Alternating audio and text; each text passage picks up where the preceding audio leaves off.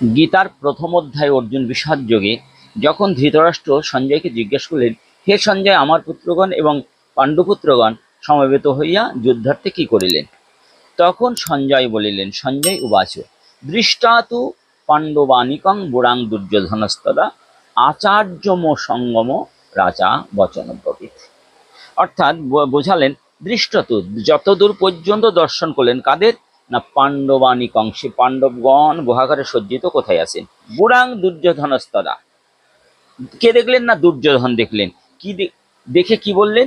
আচার্যম সঙ্গম, আচার্যের সঙ্গে অর্থাৎ দ্রোণাচার্যের সঙ্গে সাক্ষাৎ করলেন এবং এই কথাই বললেন, তুমি পাণ্ডবগণের সেনাদল নিরীক্ষণ করো।